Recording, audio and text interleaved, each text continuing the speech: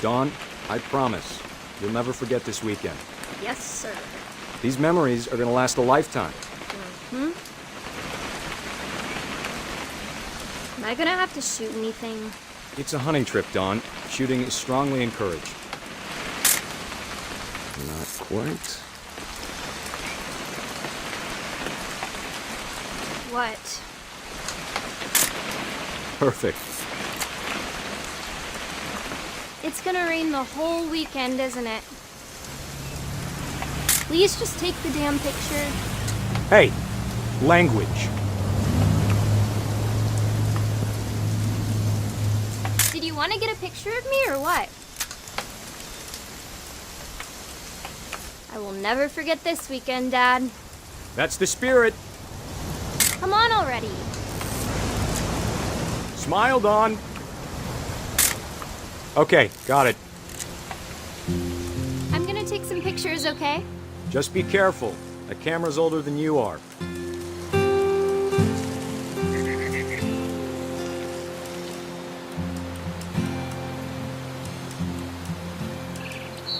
You're right, Dad. It's starting to clear up. Still freezing, though.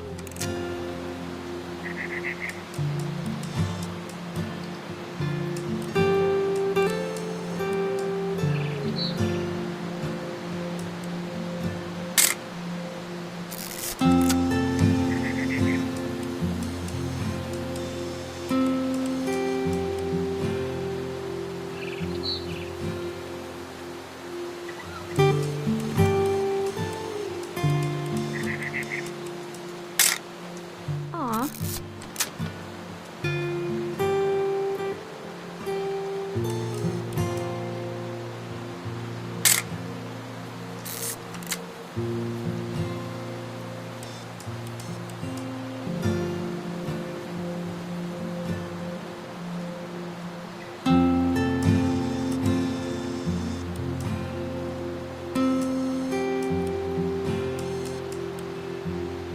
Definitely should not have drunk all that coffee.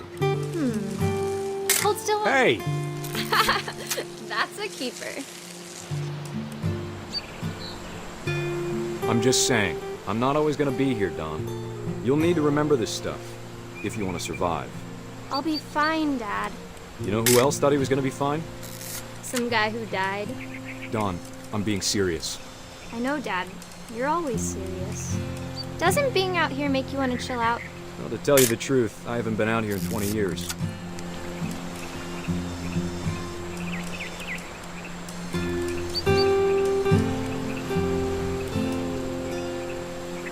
Last time I was with my brother Calvin.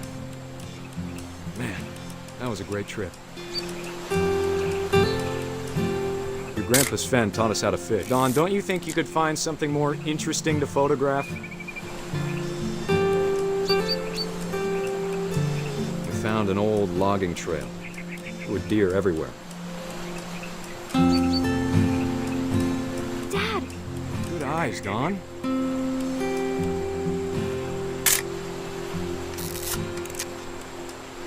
Before you take the shot, let me get a picture of you. Dad, I... Just breathe. Turn off your imagination. Focus on your target.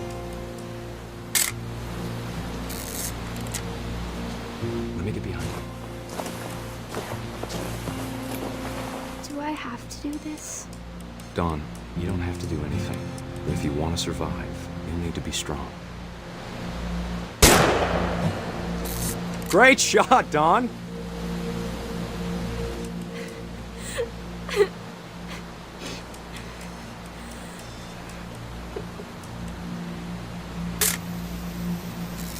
I'm proud of you, Dawn. Always remember that, okay?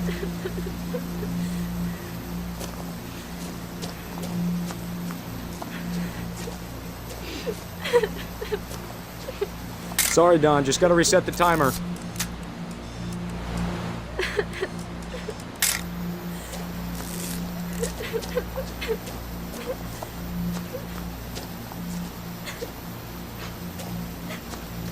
Dad, it's twitching. I think That's it's totally normal, Dawn. Just focus on the camera. Try not to think about— Dad!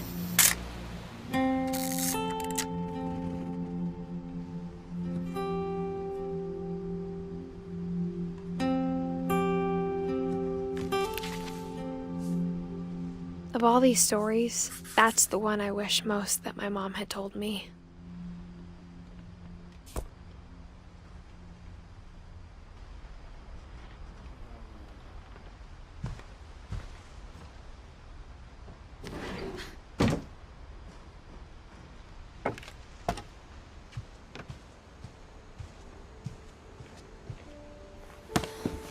After Sam died, my mom and Edie got really close.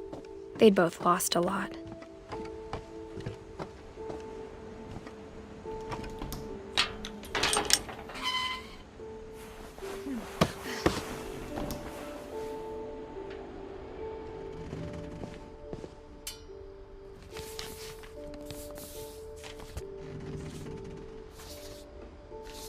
Dear Kay, do you remember the way Gregory used to laugh when he thought he was alone? Like something funny was happening, but only he could see it.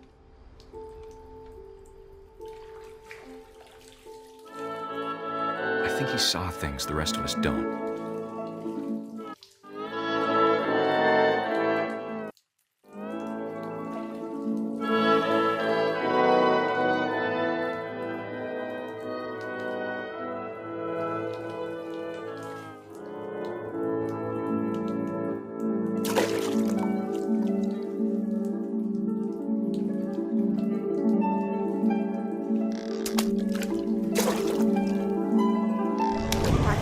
Gregory, it's time to...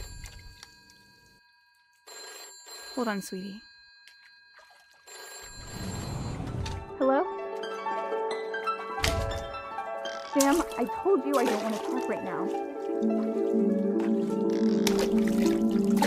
I wonder what he saw. What his world was like.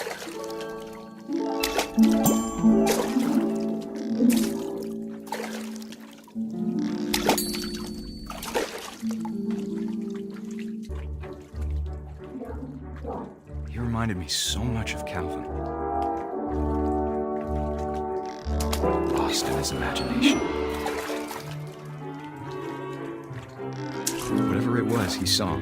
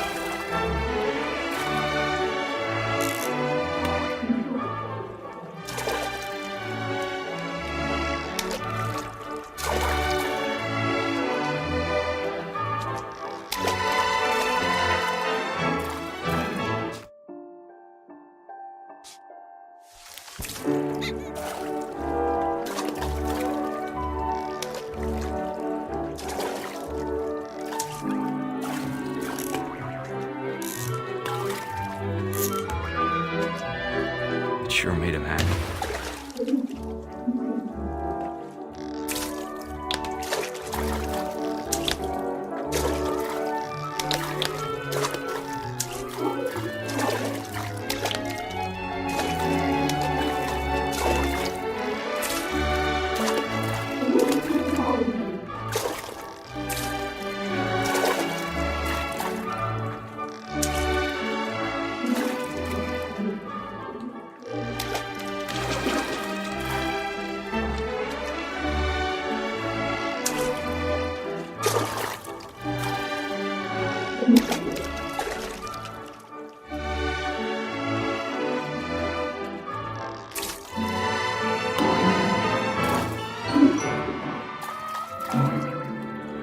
I know how silly it sounds.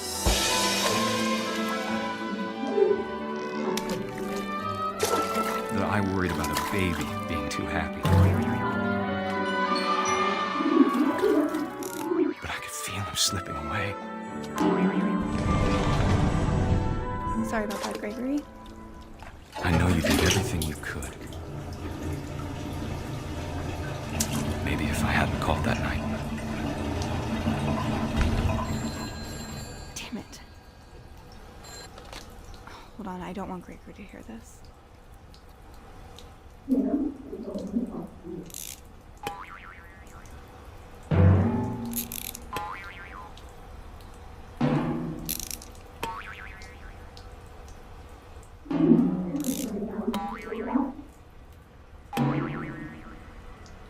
I wish he could have told us about the world he saw.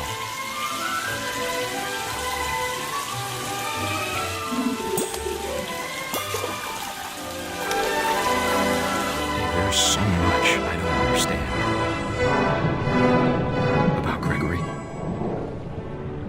about everything.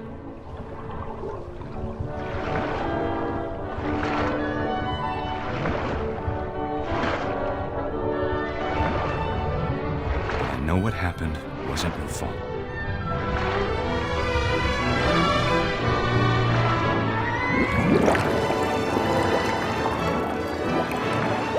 I'm sure he's happy. And he'd want you to be happy too. Good luck, Kay. Love, Sam.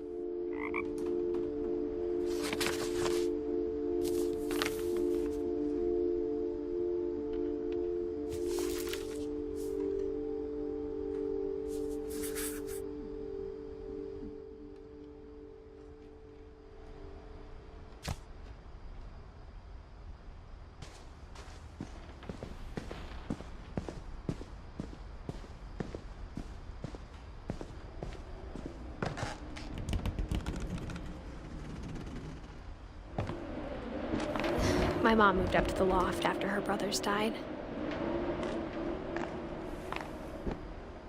At the time, it was as far away as she could get.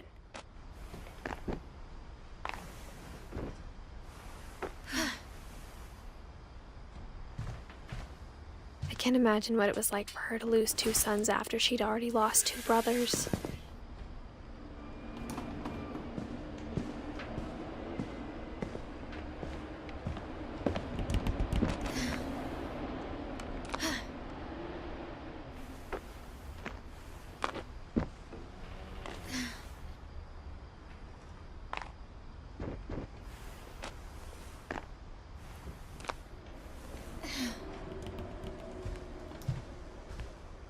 She spent a summer building houses in Calcutta, where she met my dad, Sanjay.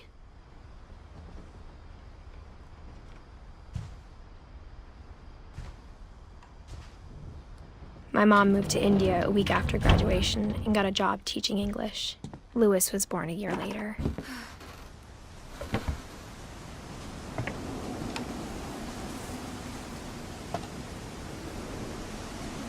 When my dad died, I don't think Mom knew where else to go. I'm sure Edie was happy to have her back. The house had to get a little bigger, but Edie was used to that. And for a while, things were good. Almost normal, but it didn't last. The beginning of the end was Milton's 10th birthday, when Edie gave him a castle.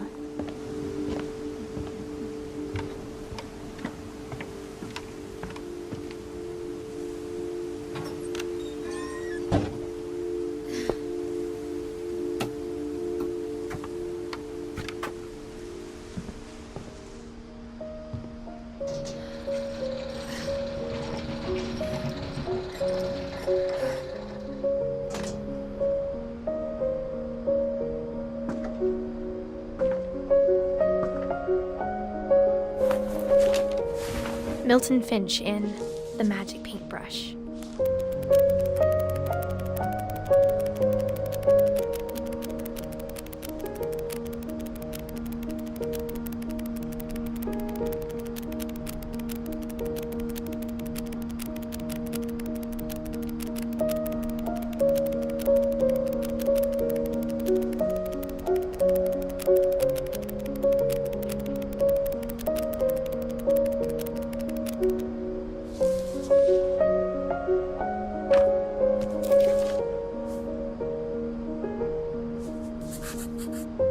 I was 4 when Milton disappeared.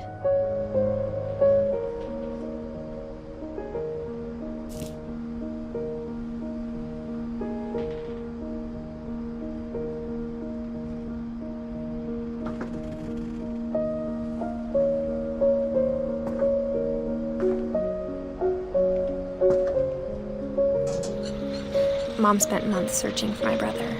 Then she sealed the doors.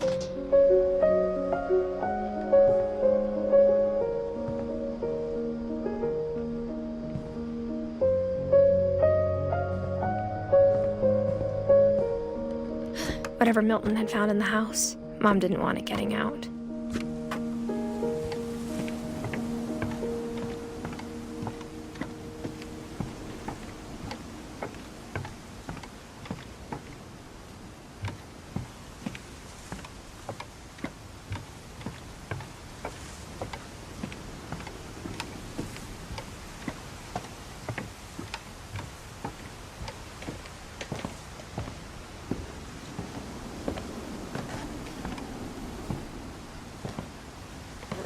Mom definitely blamed Edie, but I think Louis blamed himself. After he graduated, he just spent more and more time in his room, until Mom got him a job at the cannery.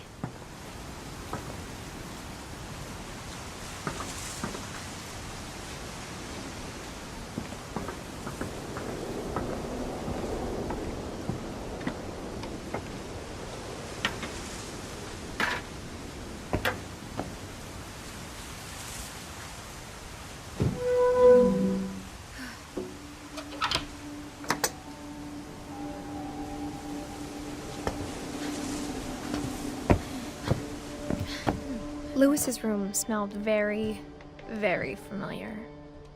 That part of him lived on.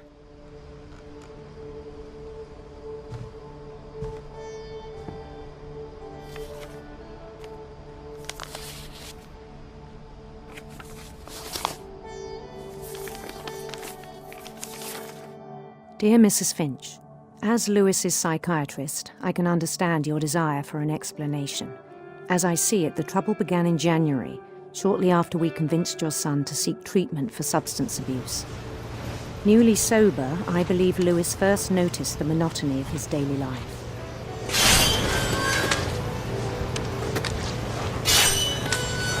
He kept working at the cannery, but he withdrew part of himself. In our sessions, I saw the same behavior. His mind began to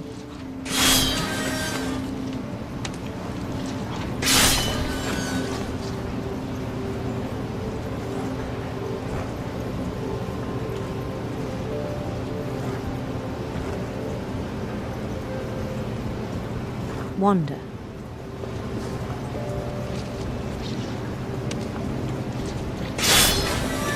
I asked him to describe it. He said he started small, imagining a labyrinth. He'd feel his way about. Then something moved. Bats. And toads.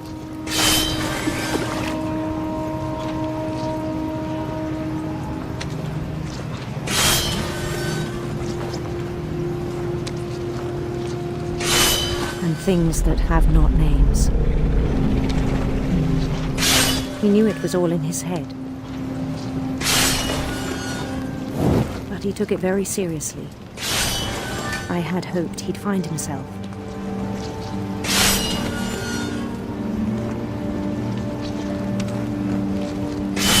But he found something more. I worried about him then. Daydreaming at the cannery.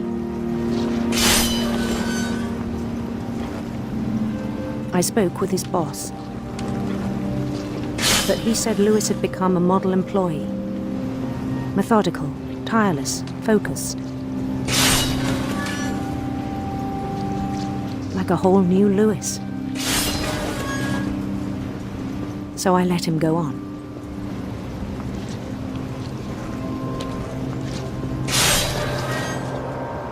I even encouraged him. It seemed very promising at first. He told me he'd made a new friend.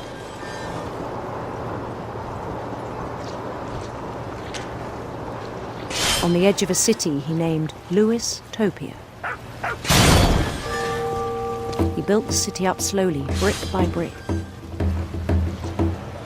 Then he made musicians.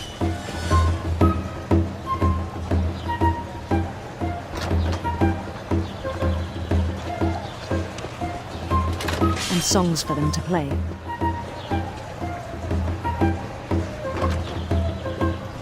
He talked about starting a band. And he was always humming something. Every day his imagination grew stronger.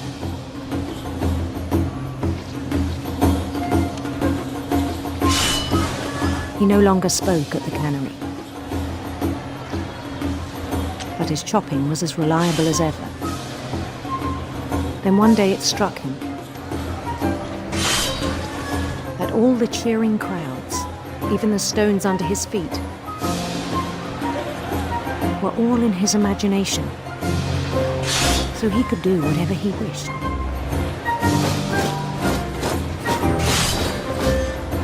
He held an election for mayor, and he won. They begged him to stay, but his mind was already wandering. It became a game for him.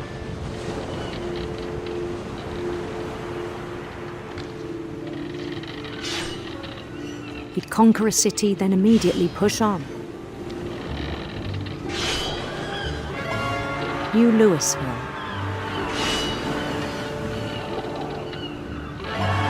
St. Louis. He started drifting away from our reality.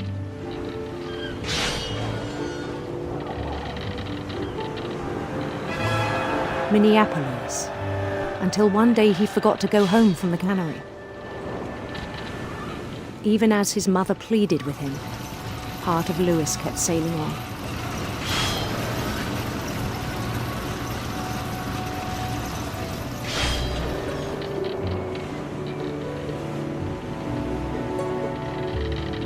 In Louisburg, he heard rumors of a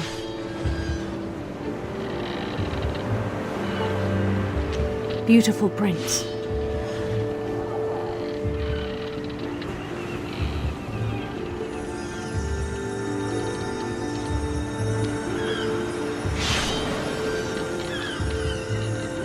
The prince was on his own quest for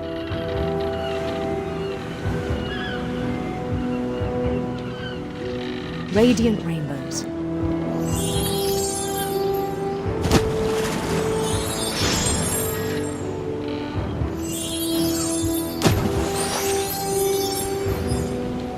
He followed the sound of his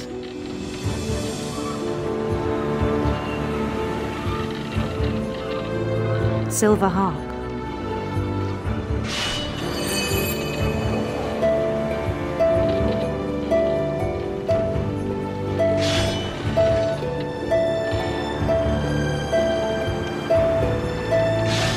His chase led him to a golden palace east of the sun and west of the moon. Even then, his logic remained sound.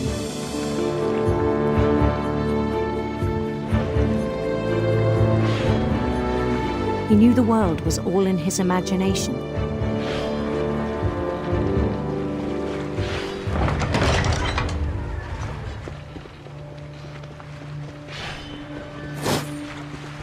But he was so proud of having created it. In his own eyes, he'd become something greater than a king.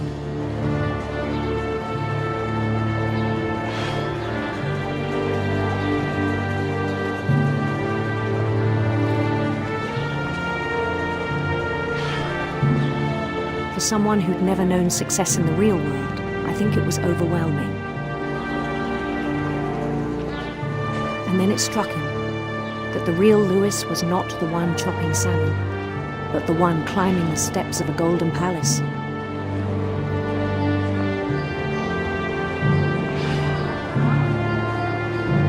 My imagination is as real as my body, he told me. It was hard to argue with him.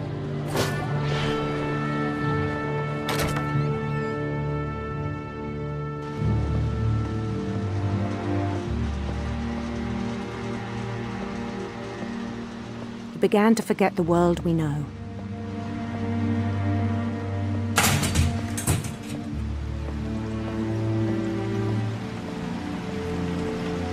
I think it pained him to remember Lewis, the cannery worker.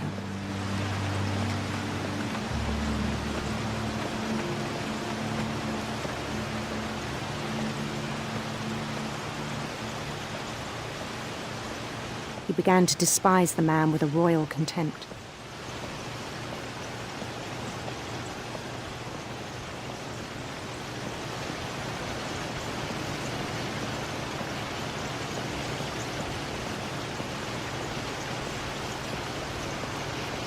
I still thought I could save him. Even after he said he was being crowned king over all the lands of wonder. The palace would be packed with his companions.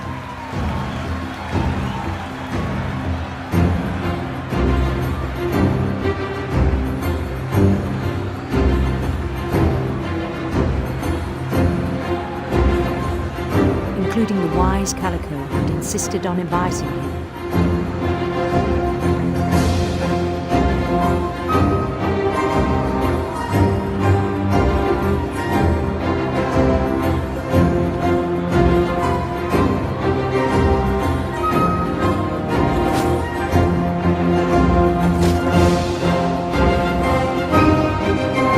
His prince waited, holding his crown.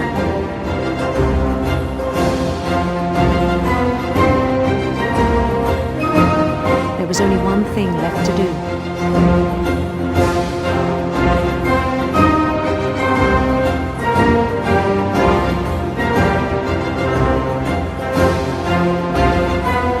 Bend down his head.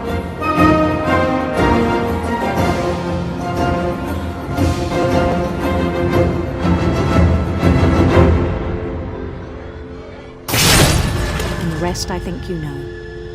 Mrs. Finch, your son was a kind man who will be missed by all of us who knew him.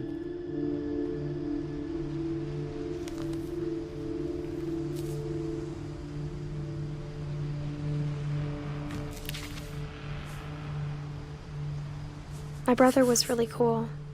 I wish you could have met him.